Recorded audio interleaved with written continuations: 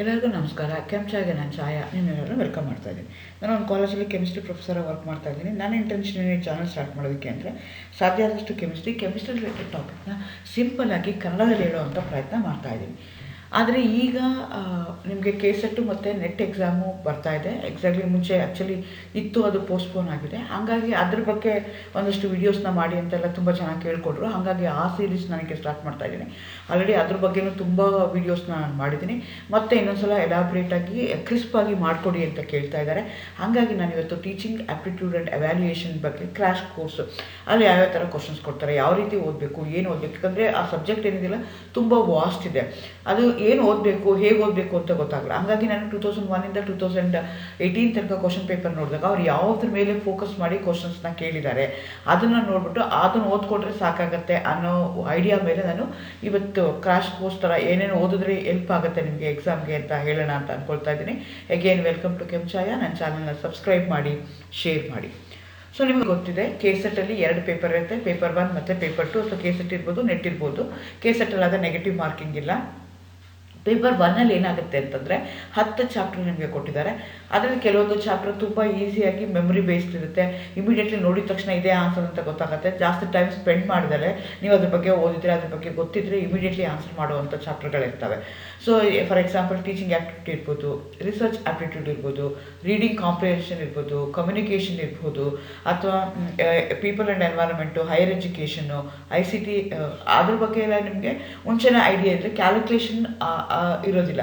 Without calculation ನಿಮಗೆ only memory ಅದು ಓದಿದರೆ ನಿಮ್ಗೆ ಅದ್ರ ಬಗ್ಗೆ ಗೊತ್ತಿದ್ರೆ ಇಮಿಡಿಯೇಟ್ಲಿ ಆನ್ಸರ್ ಮಾಡೋವಂಥ ಕೆಲವೊಂದು ಚಾಪ್ಟರ್ಗಳಿವೆ. ರೀಸನಿಂಗ್ ಇರ್ಬೋದು, ಲಾಜಿಕಲ್ ರೀಸನಿಂಗ್ ಇರ್ಬೋದು, ಮ್ಯಾಥಮೆಟಿಕಲ್ ಇರ್ಬೋದು, ಪ್ರಾಬ್ಲಮ್ಸ್ಗಳು ಇರ್ಬೋದು, ನಂಬರ್ ಸೀರೀಸ್ ಇರ್ಬೋದು, ಅಥವಾ ಕ್ಯಾಲೆಂಡರ್ ಸೀರೀಸ್ ಇರ್ಬೋದು. ಹೀಗಾಗಿ ನಿಮ್ಗೆ ಏನಾಗಿರುತ್ತೆ ಅಂದರೆ ಅಂಥದಕ್ಕೆ ಏನಾಗುತ್ತೆ, you have to use your brains. ಅಂದರೆ ತುಂಬ ಕೆಲಸ ಮಾಡಬೇಕಾಗುತ್ತೆ. ಅದು 1 ನಿಮಿಷದಲ್ಲಿ ಮುಗಿಯೋಕೆ ಆಗದೇ ಇರೋವಂಥದ್ದು ಪ್ರಾಬ್ಲಮ್ಗಳು ಇರ್ಬೋದು. ಸೊ ಅಂಥದ್ದು ಕೆಲವೊಂದು ಕ್ವಶನ್ಸ್ ಇರುತ್ತೆ. ಸೊ ನೀವು ಅಲ್ಲೇನು ಮಾಡ್ಕೋಬೇಕು ಅಂದರೆ ನಿಮಗೆ ಟೈಮ್ ಕನ್ಸ್ಟ್ರೈನ್ ಇರೋದಕ್ಕೋಸ್ಕರ, ಎನಿವೇ ನೆಗೆಟಿವ್ ಮಾರ್ಕಿಂಗ್ ಇಲ್ಲ, ಬಟ್ ಟೈಮ್ ಕನ್ಸ್ಟ್ರೈನ್ ಇರೋದಕ್ಕೋಸ್ಕರ ನೀವೇನು ಮಾಡಬೇಕಾಗತ್ತೆ ಅಂದರೆ ನನಗೆ ಯಾವ್ಯಾವುದು ಈಸಿಯಾಗಿ ಬರುತ್ತಲ್ಲ ಅದನ್ನು ಸಾಲ್ವ್ ಮಾಡ್ಕೊಂಡು ಮುಂದೆ ಹೋಗಿ ಮತ್ತೆ ಏನು ಮಾಡಬೇಕಾಗತ್ತೆ, ನೀವು again you have to come back. Again ಇಲ್ಲಿ ಏನಾಗ್ತಾ ಇದೆ ಅಂತಂದರೆ ನಿಮಗೆ ಈಗ ಆನ್ಲೈನ್ ಎಕ್ಸಾಮ್ ಇದ್ದರೆ, ಕಂಪ್ಯೂಟರ್ ಬೇಸ್ಡ್ ಎಕ್ಸಾಮ್ ಇದ್ದರೆ, ಸೊ ನೀವು ಏನು ಮಾಡಬೇಕಾಗತ್ತೆ ಅಂದರೆ you have to be very ಕ್ವಿಕ್ಕಾಗಿ ನೀವು ಅದನ್ನು ಅನಲೈಸ್ ಮಾಡಬೇಕಾಗತ್ತೆ.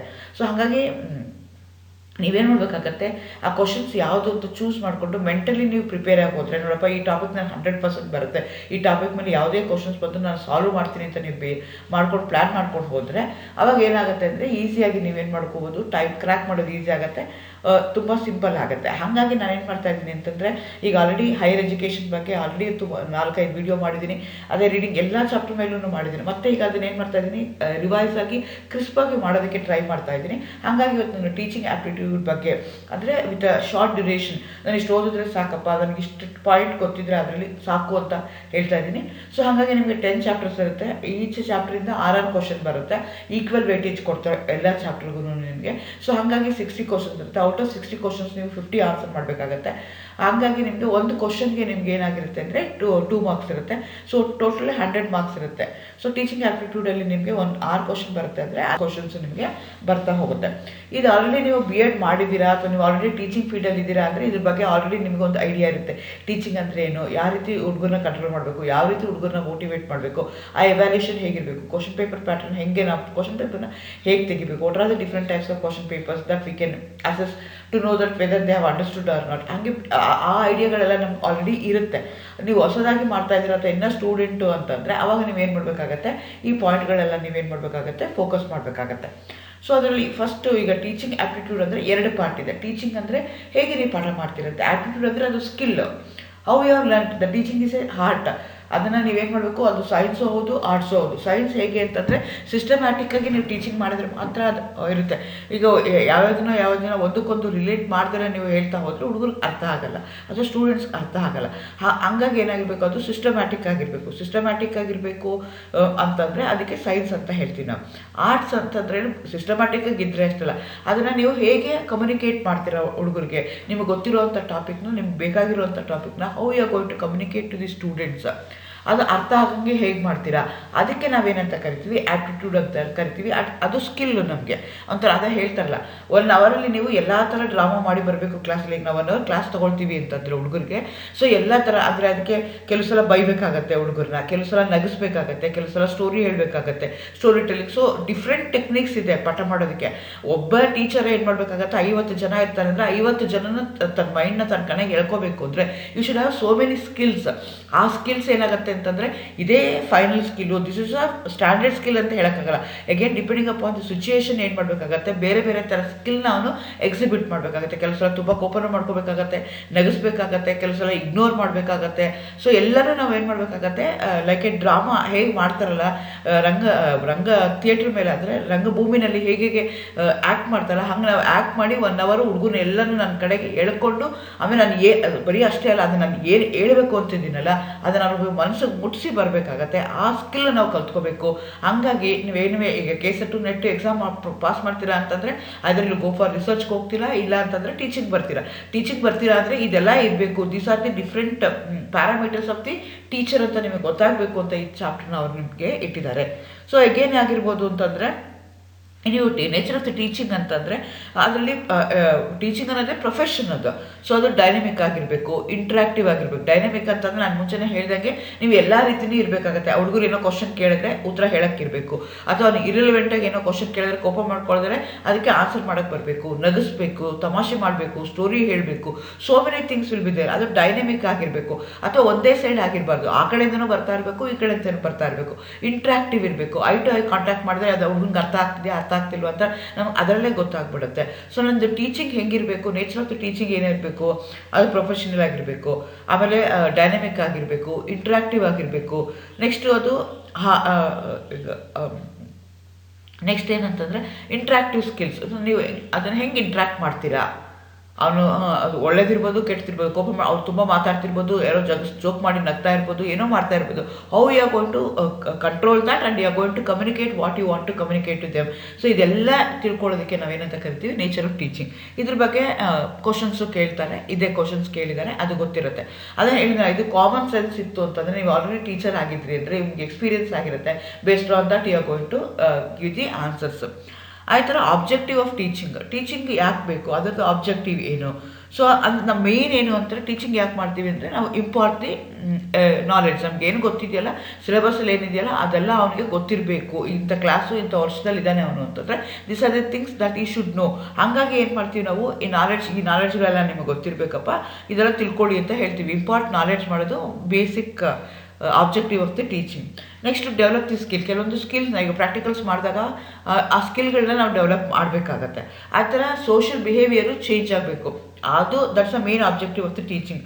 ಎಲ್ಲ ಕಲ್ತಿರ್ತಾನೆ, ಒಳ್ಳೆ ಮಾರ್ಕ್ಸ್ ತೊಗೊಳ್ತಿರ್ತಾನೆ, ವೆರಿ ಇಂಟೆಲಿಜೆಂಟ್ ಇರ್ತಾನೆ, ವೆರಿ ಆರೋಗ್ಯಂಟ್ ಇರ್ತಾನೆ, ಅಥವಾ ಸರಿಯಾಗಿ ಅವನು ಸೊಸೈಟಿಗೆ ಹೆಲ್ಪ್ಫುಲ್ ಆಗಲಿಲ್ಲ, ಅವನು ಕೋಪ ಬರುವಂತನೋ ಬಡಿಯುವಂತನೋ ಅದನ್ನು ಆಗದೆ ಇರೋ ಥರ ನಾವೇನು ಮಾಡಬೇಕಾಗತ್ತೆ, ಅದನ್ನು ಅವನಿಗೆ ಹೇಳಬೇಕಾಗುತ್ತೆ. ಈ should be social behaviour of that person should be beneficial to the society. ಆ ರೀತಿಯಾಗಿ ನಾನು ಅವನಿಗೆ ಮಾಡಬೇಕಾಗುತ್ತೆ. ಅಂದರೆ ಏನು, ಓವರ್ ಆಲ್ ಡೆವಲಪ್ಮೆಂಟ್ ಮಾಡಬೇಕಾಗತ್ತೆ ಲರ್ನರ್ದು ಆ್ಯಸ್ ಎ ಟೀಚರ್. ಸೊ ಹಾಗಾಗಿ ನಾನೇನು ಮಾಡಬೇಕು, ಅದರದ್ದೆಲ್ಲ ಆಬ್ಜೆಕ್ಟಿವ್, ಟೀಚಿಂಗ್ ಆಬ್ಜೆಕ್ಟಿವ್ ಏನು ಅಂದರೆ ಇದೆಲ್ಲನೂ ಬರ್ತಾ ಹೋಗುತ್ತೆ. ಅದಾದಮೇಲೆ characters of A learner. So characteristics of A learner ಹೇಗೆ ಅಂತಂದರೆ, ಆ ಲರ್ನರ್ ಇದ್ದಾನೆ, ಅವನು ಬುದ್ಧಿವಂತ ಇರ್ಬೋದು, ದಡ್ಡ ಇರ್ಬೋದು, ಸ್ಲೋ ಲರ್ನರ್ ಅಂತ ಹೇಳ್ತಾರೆ. ನೆಕ್ಸ್ಟು ಅಡ್ವಾನ್ಸ್ ಲರ್ನರ್ ಅಂತ ಹೇಳ್ತಾರೆ. ಸೊ ಅವ್ನು ಯಾವ ರೀತಿ ಲರ್ನರ್ ಇದ್ದಾನೆ. ಸೊ ಕ್ಯಾರೆಕ್ಟರಿಸ್ಟಿಕ್ಸ್ ಆಫ್ ಲರ್ನರ್ ಅಂತಂದ್ರೇನು, ಅವ್ನು ಕ್ಯೂರಿಯಸ್ ಆಗಿದ್ದಾನ, ಕ್ವಶನ್ಸ್ನ ಕೇಳ್ತಾನ, ಅವನದು ನೇಚರ್ ಹೇಗಿದೆ, ಅಥವಾ ಸುಮ್ಮನೆ ಡಮ್ಮಾಗಿ ಕೂತಿರ್ತಾನ, ನಾನು ಹೇಳ್ತಾ ಇರೋದು ಅವ್ನಿಗೆ ಗೊತ್ತಾಗ್ತಾ ಇಲ್ವಾ. ಸೊ ಅದನ್ನೆಲ್ಲ ನಾವೇನು ಮಾಡಬೇಕಾಗತ್ತೆ, ನೋಡ್ಕೋಬೇಕಾಗತ್ತೆ. ಅದಕ್ಕೆ ನಾವೇನಂತ ಕರಿತೀವಿ, ಕ್ಯಾರೆಕ್ಟರಿಸ್ಟಿಕ್ಸ್ ಆಫ್ ಎ ಲರ್ನರ್ ಅಂತ ಕರಿತೀವಿ. ನೆಕ್ಸ್ಟ್ ಏನು ಹೇಳ್ತಾ ಇದ್ದಾರೆ ಅವರು ಅಂದರೆ, ಡೊಮೈನ್ ಆಫ್ ದಿ ಲರ್ನರ್ ಅಂತ ಹೇಳ್ತಾ ಇದ್ದಾರೆ. ಅವನದು ಡೊಮೈನು ಯಾವ ರೀತಿ ಇರುತ್ತೆ, ಆ ಲರ್ನರ್ದು ಡೊಮೈನ್ ಯಾವ ರೀತಿ ಇರುತ್ತೆ. ನಾನು ಆನ್ಲೈನಲ್ಲಿ ಹೇಳ್ತಾ ಇದ್ದೀನಿ, ಆಫ್ಲೈನಲ್ಲಿ ಹೇಳ್ತಾ ಇದ್ದೀನ, ಸೊ ಅಥವಾ 1-to-1 ಇಂಟ್ರಾಕ್ಷನ್ ಆಗ್ತಾ ಇದೆಯಾ, ಐ ಕಾಂಟ್ಯಾಕ್ಟ್ ಬರ್ತಾ ಇದೆಯಾ, ಇದನ್ನೆಲ್ಲ ಹೇಳ್ತಾ ಹೋಗ್ತೀವಲ್ಲ, ಅದಕ್ಕೆ ಡೊಮೈನ್ ಆಫ್ ಲರ್ನಿಂಗ್ ಅದರಲ್ಲಿ ಬರ್ತಾ ಹೋಗುತ್ತೆ.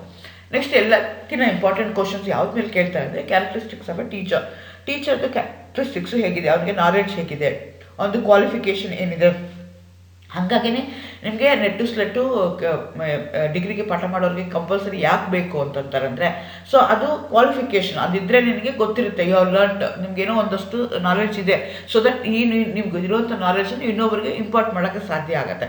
ಸೊ ಹಾಗಾಗಿ ಟೀಚರ್ದು ನಾಲೆಡ್ಜ್ ಏನಿದೆ, ಅದು ಕ್ವಾಲಿಫಿಕೇಷನ್ ಏನಿದೆ, how you are going to respond to the student, how you are going to interact with the student, ಆಮೇಲೆ how command is going to have, what are the skills that is going to have, the teacher should have, ಆಮೇಲೆ effective discipline ಹೇಗಿದೆ, ಅವನೇ ಯಾವಾಗೋ punctuality ಇಲ್ದಲ್ಲಿ ಯಾವಾಗ 10 ಗಂಟೆ ಕ್ಲಾಸ್ಗೆ 10:15 ಬರೋದು 10 ಕಾಲಕ್ಕೆ ಬರೋದು ಮಾಡ್ತಾ ಇದ್ರೆ ಅವನದು ಹೇಗಿದೆ, ಆ ಟೀಚರ್ದು ಕ್ಯಾರೆಕ್ಟರ್ ಹೇಗಿದೆ, ಅದ್ರ ಬಗ್ಗೆ ಎಲ್ಲ ಹೇಳ್ತಾ ಇರ್ತಲ್ಲ, ಅದಕ್ಕೆ ನಾವೇನಂತ ಕರಿತೀವಿ character of A teacher. Again ಅವ್ರ ಎಕ್ಸ್ಪೀರಿಯನ್ಸ್ ಇದೆ, ಎಗೇನ್ ಕೆಲವೊಂದು ಸಲ ಏನಾಗುತ್ತೆ ಅಂದರೆ ದೇರ್ ಎಕ್ಸ್ಪೀರಿಯನ್ಸ್ ಇವಾಗ ನಾವು ಕ್ವಶನ್ ಆನ್ಸರ್ಸ್ ಎಲ್ಲ ಚೆಕ್ ಮಾಡಿರ್ತೀವಿ, ಏನೋ ಮಾಡಿರ್ತೀವಿ, ಆವಾಗ ಅವನು ಈ ತಪ್ಪು usually students these are the mistakes they would have done ಅಂತ ಗೊತ್ತಿರುತ್ತೆ. ಅದನ್ನು ನಾವೇನು ಮಾಡಬೇಕು ಆಸ್ ಎ ಟೀಚರ್, ನೋಡಪ್ಪ ಹಿಂದಿನ ಕಾಲ ಅದು ಥ್ರೂ ಎಕ್ಸ್ಪೀರಿಯನ್ಸ್, ನನಗೆ ಆಲ್ರೆಡಿ ಎಕ್ಸ್ಪೀರಿಯನ್ಸ್ ಇರುತ್ತೆ, ಯೂಶಲಿ ಸ್ಟೂಡೆಂಟ್ಸ್ ಇಲ್ಲಿ ಮಿಸ್ಟೇಕ್ ಮಾಡ್ತಾರೆ, ಆ ಮಿಸ್ಟೇಕ್ಸ್ನ ನಾವೇನು ಮಾಡಬೇಕಾಗುತ್ತೆ ಸ್ಟ್ರೆಸ್ ಮಾಡಿ, ನೋಡಪ್ಪ these are the areas where you are going go to do mistakes, you don't not going to suppose to do the mistakes, such mistakes, ಅದನ್ನೆಲ್ಲ ಹೇಳುವಂಥದ್ದು. ಅದೆಲ್ಲನೂ ಏನಾಗುತ್ತೆ ಟೀಚರ್ ಕ್ಯಾರೆಕ್ಟ್ರಲ್ಲಿ ನಿಮಗೆ ಬರ್ತಾ ಹೋಗುತ್ತೆ. ನೆಕ್ಸ್ಟ್ ಮೆಥಡ್ಸ್ ಆಫ್ ಟೀಚಿಂಗ್ ಅಂತ ಕನ್ಸಿಡರ್ ಮಾಡಿದ್ರೆ there will be different methods of teaching. ಈಗಂತೂ ನಮಗೆ COVID-19 ಇರೋದಕ್ಕೋಸ್ಕರ everybody is doing webinar and different platforms, zoom ಇರ್ಬೋದು, ಜಿಟ್ಸೆ ಇರ್ಬೋದು, ಗೋ ವೆಬಿನಾರ್ ಇರ್ಬೋದು, ಸಿಸ್ ವೆಬೆಕ್ಸ್ ಇರ್ಬೋದು, ಬೇರೆ ಬೇರೆ ಪ್ಲ್ಯಾಟ್ಫಾರ್ಮಲ್ಲಿ ನಾವೇನು ಮಾಡ್ತಾ ಇದ್ದೀವಿ ಅವ್ರಿಗೆ ಟೀಚ್ ಮಾಡ್ತಾ ಇರ್ತೀವಿ. ಸೊ ಈಗ ನಿಮ್ಗೆ ತಕ್ಷಣವೇ ಕೇಳಿದ್ರೆ these are the questions they may ask. So online ಇದೆಯಾ, ಆಫ್ಲೈನಲ್ಲಿ ನಾವು ಪಾಠ ಮಾಡ್ತಾ ಇದ್ದೀವ ಅವ್ರಿಗೆ, ಅಥವಾ ನಮಗೆ ಪ್ರಾಜೆಕ್ಟ್ ಕೊಟ್ಟಿದ್ದೀವ ಅವ್ರಿಗೆ, ಅಥವಾ ಫೀಲ್ಡ್ ಇಂಡಸ್ಟ್ರಿ ವಿಸಿಟ್ ಕರ್ಕೊಂಡೋಗಿ ಫೀಲ್ಡ್ ವಿಸಿಟ್ ಮೇಲೆ ಕೇಳ್ತಾ ಇದ್ದೀವ, ಪ್ರಾಕ್ಟಿಕಲ್ ಬೇಸ್ಡ್ ಆಗಿದೆಯಾ, ಥಿಯರಿ ಬೇಸ್ಡ್ ಆಗಿದೆಯಾ, ಇದನ್ನೆಲ್ಲನೂ ನಾವು ಹೇಳ್ತಾ ಹೋಗ್ತೀವಲ್ಲ, ಇದಕ್ಕೆ ನಾವೇನಂತ ಕರಿತೀವಿ ಮೆಥಡ್ಸ್ ಆಫ್ ಟೀಚಿಂಗ್ ಅಂತ ಹೇಳ್ತಾರೆ. There will be different methods of teaching. ಕೆಲವು ಸಲ ನಾವೇನು ಮಾಡ್ಬೋದು ಸೆಮಿನಾರ್ ಕೊಡಿ ಅಂತ ಹೇಳ್ಬೋದು, ಕೆಲವು ಸಲ ಸರ್ವೆ ಮಾಡಿ ನನಗೆ ಹೊರಗಡೆ ತೆಗೀರಿ ಇರ್ಬೋದು. There will be different methods of teaching, ಅದನ್ನೆಲ್ಲ ನಾವು ಮೆಥಡ್ಸ್ ಆಫ್ ಟೀಚಿಂಗಲ್ಲಿ ಹೇಳ್ತಾ ಹೋಗ್ತೀವಿ. ಎಲ್ಲದಕ್ಕಿಂತ important factor affecting learners learning. So ಅವನು ಯಾವ ಬ್ಯಾಕ್ಗ್ರೌಂಡಲ್ಲಿ ಬಂದಿದ್ದಾನೆ, ಅವನದು ಇಂಟೆಲಿಜೆಂಟ್ ಏನಿದೆ, ಅವನಿಗೆ ಮೋಟಿವೇಶನ್ ಇದೆ, ಅವನದು ಪ್ರಿಯರ್ ಇನ್ಫಾರ್ಮೇಷನ್ ಇದೆಯಾ, ಅದಕ್ಕೆ ಎಲ್ಲ ಕ್ಲಾಸ್ ಮಾಡ್ಬೇಕಾದ್ರೆ ಎವ್ರಿ ಕ್ಲಾಸಲ್ಲಿ you should go for bridge course ಅಂತ ಹೇಳ್ತಾರೆ. ಅಂದರೆ ಪ್ರೀವಿಯಸ್ ನಾಲೆಡ್ಜ್ ಏನೋ ಇದೆ, ನಂದು ಇವತ್ತಿನ ಕ್ಲಾಸ್ಗೆ this are the things that ಈ ಶುಡ್ ರಿಮೆಂಬರ್, ಅದೆಲ್ಲ ಅವ್ನಿಗೆ ಗೊತ್ತಿದ್ರೆ, ಆ ಪದಗಳಿಗೆಲ್ಲ ಗೊತ್ತಿದ್ರೆ, ಅದ್ರ ಬ್ಯಾಕ್ಗ್ರೌಂಡ್ ಅವ್ನಿಗೆ ಗೊತ್ತಿದ್ರೆ, ನಾನು ಏನು ಪಾಠ ಮಾಡ್ತೀನಲ್ಲ ಆ ಪಾಠ ಅವ್ನಿಗೆ ಈಸಿಯಾಗಿ ಅರ್ಥ ಆಗುತ್ತೆ. ಸೊ ಹಾಗಾಗಿ ಬ್ರಿಡ್ಜ್ ಕೋರ್ಸು ಬೇಕು ಅಂತ ಹೇಳ್ತಾರೆ. ಅವನಿಗೆ ಯಾವ ಥರ ಮೋಟಿವೇಶನ್ ಮಾಡಬೇಕು, ಅವನದು ಬ್ಯಾಕ್ಗ್ರೌಂಡ್ ಏನಿದೆ, ಯಾವ ಥರ ಬ್ಯಾಕ್ಗ್ರೌಂಡಲ್ಲಿ ಬಂದಿದ್ದಾನೆ. ಈಗ ನಾನೇನೋ ಒಂದು ಹೇಳ್ತಾ ಇರ್ತೀನಿ, ಆ ಬ್ಯಾಕ್ಗ್ರೌಂಡೇ ಅವ್ನಿಗೆ ಅರ್ಥ ಆಗ್ತಾ ಇಲ್ಲ, ಅವ್ನಿಗೆ ಏನೂ ಗೊತ್ತೇ ಆಗ್ತಾ ಇಲ್ಲ ಅಂತಂದರೆ ಕಷ್ಟ. ಅಂದರೆ ಅವನದು ಪ್ರಿಯರ್ ಎಕ್ಸ್ಪೀರಿಯನ್ಸ್ ಏನಿದೆ ಅದ್ರ ಮೇಲೆ ಎಲ್ಲನೂ ಬೇಸ್ಡ್ ಆಗಿಬಿಟ್ಟು ನಾವೇನು ಮಾಡಬೇಕಾಗತ್ತೆ, ಲರ್ನಿಂಗ್ ಮಾಡಬೇಕಾಗತ್ತೆ. ಸೊ ನಂದು ಟೀಚಿಂಗಿಗೆ ದಿಸ್ ಆರ್ ದಿ ಥಿಂಗ್ಸ್ ಈ ಶುಡ್ ನೋ, ಅದೆಲ್ಲ ಹೇಳಿಬಿಟ್ಟು ನಾನು ಅದಕ್ಕೆ ಬ್ರಿಡ್ಜ್ ಕೋರ್ಸ್ ಥರ ಅದನ್ನು ಹೇಳಿ ನಾವೇನು ಮಾಡಬೇಕಾಗತ್ತೆ, ಮುಂದಕ್ಕೆ ಹೋಗಬೇಕಾಗತ್ತೆ. ಸೊ ಅದನ್ನೆಲ್ಲ ಹೇಳುವಂಥದ್ದು factors affecting learners learning. Next ಎಲ್ಲದಕ್ಕಿಂತ ಇಂಪಾರ್ಟೆಂಟು ಟೀಚಿಂಗ್ ಏಡ್. ಈಗೇನು ಕೆಲವೊಂದು ಸಲ ಏನಾಗುತ್ತೆ ಅಂತಂದರೆ we have to adapt different types of teaching aid. ಈಗ ಸೈನ್ಸ್ ಎಲ್ಲ ಆಯಿತು ಅಂತಂದರೆ ಕೆಲವೊಂದು ಮಾಡೆಲ್ಸ್ಗಳು ಬೇಕಾಗತ್ತೆ, ಚಾರ್ಟ್ಸ್ ಬೇಕಾಗತ್ತೆ, ಅಥವಾ PPT ಹಾಕಬೇಕಾಗತ್ತೆ, 3 ಡೈಮೆನ್ಷನಲ್ ವಿಡಿಯೋಸ್ ಇರುತ್ತೆ, ಅದನ್ನು ಹಾಕಬೇಕಾಗತ್ತೆ. So there are different types of teaching aids that we have to adapt. ಆ ಥರ ಈಗ ನೀವು ಕಾಮರ್ಸು ಅಥವಾ ಆರ್ಟ್ಸ್ಗೆ ಹೋಯ್ತು ಅಂತಂದರೆ ನೀವೇನು ಮಾಡ್ಬೋದು, ಕಂಪ್ಯಾರಿಟಿವ್ ಸ್ಟಡಿ ಆಗಿರ್ಬೋದು, ಸರ್ವೆ ಆಗಿರ್ಬೋದು, ಅಥವಾ ಕೇಸ್ ಹಿಸ್ಟ್ರಿ ಆಗಿರ್ಬೋದು, ಈ ಥರದ್ದನ್ನೆಲ್ಲ ನೀವು ತೊಗೊಂಡು ನೀವೇನು ಮಾಡಬೇಕಾಗತ್ತೆ, ಅವ್ರಿಗೆ ಹೇಳಬೇಕಾಗತ್ತೆ. ಇದನ್ನೆಲ್ಲ ನಾವೇನಂತ ಕನ್ಸಿಡರ್ ಮಾಡ್ತೀವಿ, ಟೀಚಿಂಗ್ ಏಡ್ಸ್ ಅಂತ ಕನ್ಸಿಡರ್ ಮಾಡ್ಕೊಳ್ತೀವಿ. ಅಗೇನ್ ಟೀಚಿಂಗ್ ಅಂದರೆ ಹೇಗಿರಬೇಕು ಅಂತಂದರೆ ಅದು ಎಂಟರ್ಟೈನ್ಮೆಂಟು ಇರಬೇಕು, ಎಜುಕೇಷನ್ ಇರಬೇಕು. ಕೆಲವೊಂದು ಏನಾಗುತ್ತೆ ಅಂತಂದರೆ ಈಗ ವೀಡಿಯೋಸ್ ಎಲ್ಲ ಹಾಕಿದ್ರೆ ಆ ಪಿಕ್ಚರ್ಸ್ ಇರ್ಬೋದು, ಆ ಚಾರ್ಟ್ಸ್ ಇರ್ಬೋದು, ಅದು ಈಸಿಯಾಗಿ ಏನಾಗುತ್ತೆ ನಮಗೆ ಅಪೀಲಿಂಗ್ ಆಗುತ್ತೆ. ಗ್ರಾಫ್ಸ್ ಇರ್ಬೋದು, ಅದೆಲ್ಲ ಈಸಿಯಾಗಿ ಅಪೀಲಿಂಗ್ ಆಗುತ್ತೆ. ಸೊ ಅದನ್ನು ತೊಗೊಂಡು ನಾವೇನು ಹೇಳ್ತಾ ಹೋಗ್ಬೋದು. ಸೊ ಎಂಟರ್ಟೈನ್ಮೆಂಟು ಇರಬೇಕು, ಎಜುಕೇಷನ್ ಇರಬೇಕು. ಸೊ ಈಗ ಅದು ನಮಗೇನಾಗ್ತಿದೆ ಅಂತಂದರೆ ಎಡಿರೋ ಎಂಟರ್ಟೈನ್ಮೆಂಟ್ ಅಂತ ಹೇಳ್ತಾರೆ. ಸೊ ಅದು ನಮಗೆ ಇಂಪಾರ್ಟೆಂಟ್ ಆಗ್ತಾ ಇದೆ. ಸೊ ಅದ್ರ ಬಗ್ಗೆ ಎಲ್ಲನೂ ಕ್ವಶನ್ಸ್ನ ಕೇಳ್ಬೋದು. ಎಲ್ಲದಕ್ಕಿಂತ ಇಂಪಾರ್ಟೆಂಟು ಎವ್ಯಾಲ್ಯೂಯೇಷನ್. ಸೊ ಸಮಿಟಿವ್ ಇರ್ಬೋದು, CCS ಅಂತಂತಾರೆ, ಅಂದರೆ ಕಂಟಿನ್ಯೂಸ್ ಆಗಿರ್ಬೋದು, ಅಥವಾ ಫಾರ್ಮೇಟಿವ್ ಎವ್ಯಾಲ್ಯೂಯೇಷನ್ ಇರ್ಬೋದು, ಕ್ವಶನ್ ಪೇಪರ್ ಯಾವ ರೀತಿ ತೆಗಿಬೇಕು. ಸೊ ಇದೆಲ್ಲನೂ ಹೇಳ್ತಾ ಹೋಗ್ತೀವಲ್ಲ, ಅದಕ್ಕೆ ಏನಂತ ಹೇಳ್ತೀವಿ ನಾವು, ಎವ್ಯಾಲ್ಯೂಯೇಷನ್ ಅಂತ ಕೇಳ್ತೀವಿ. ಸೊ ಆಮೇಲೆ ಲಾಸ್ಟ್ ನಾವು ಬ್ಲೂಮ್ಸ್ ಟ್ಯಾಕ್ಸಾನಮಿ ಅಂತ ಹೇಳ್ತೀವಿ. ಈಗ ಇದು ರೀಸೆಂಟಾಗಿ ಬಂದಿರುವಂಥದ್ದು ಹೊಸದು ಟರ್ಮಿನಾಲಜಿ ಇನ್ ಟೀಚಿಂಗ್ ಲರ್ನಿಂಗ್ ಎವ್ಯಾಲ್ಯೂಯೇಷನಲ್ಲಿ. ಸೊ ನೀವು ಇದನ್ನು ನೋಡ್ಕೋಬೇಕಾಗತ್ತೆ. ಸೊ ಈ 10 ಚಾಪ್ಟರ್ಸ್ ಮೇಲೆ, even though there are 10 chapters, not very big chapters, if you use a common sense, if you have a presence of mind, if you are already teaching, then all these things ನಿಮಗೆ ಗೊತ್ತಿರುತ್ತೆ already. So ಇದ್ರ ಬಗ್ಗೆ focus ಮಾಡಿ ಇದುವರೆಗೂ ಅವ್ರು ಏನು ಮಾಡ್ತಾ ಇದ್ದಾರೆ, ಕ್ವಶನ್ಸ್ನ ಕೇಳ್ತಾ ಇದ್ದಾರೆ. ನೆಕ್ಸ್ಟ್ ಎಪಿಸೋಡ್ಗಳಲ್ಲಿ ನಾನು ಏನು ಮಾಡ್ತಾ ಹೋಗ್ತೀನಿ ಅಂತಂದರೆ ಸಾಧ್ಯ ಆದಷ್ಟು ಈ ಒಂದೊಂದೇ ಟಾಪಿಕ್ನ ತೊಗೊಂಡು ಅದನ್ನು ಎಲಾಬ್ರೇಟಾಗಿ ಯಾವ ಥರ ಕ್ವಶನ್ಸ್ ಕೇಳಿದ್ದಾರೆ, ಯಾವ ರೀತಿ ನಾವು ಆನ್ಸರ್ ಮಾಡಬೇಕು ಅದನ್ನು ನಾನು ಮಾಡ್ತಾ ಹೋಗ್ತೀನಿ. ಬಟ್ ಈ 10 ಸಬ್ ಟಾಪಿಕ್ಸ್ ನಿಮಗೆ ಟೀಚಿಂಗ್ ಆ್ಯಪ್ಟಿಟ್ಯೂಡಲ್ಲಿ ಬಂತು ಅಂತಂದರೆ ಈಸಿಯಾಗಿ ನೀವು ನೆಟ್ಟು ಮತ್ತು ಸ್ಲೆಟ್ನ ಕ್ರ್ಯಾಕ್ ಮಾಡೋಕ್ಕೆ ಈಸಿ ಆಗುತ್ತೆ. ಇನ್ನೊಂದು ಪಾಯಿಂಟ್ ಏನು ಅಂತಂದರೆ ಇದು ಏನಾಗಿದೆ ಅಂದರೆ ಮೆಮೊರಿ ಬೇಸ್ಡ್ ಆಗಿದೆ, ನಿಮಗೆ ಟೈಮ್ ವೇಸ್ಟ್ ಆಗಲ್ಲ. ನೀವು ಅದು ಆಲ್ರೆಡಿ ಮುಂಚೆನೇ ಓದಿದರೆ ಅವಾಗ ಈಸಿಯಾಗಿ ನೀವೇನು ಮಾಡ್ಬೋದು ಅಲ್ಲಿ ಆನ್ಸರ್ ಮಾಡೋಕ್ಕೆ. All the best, thank you.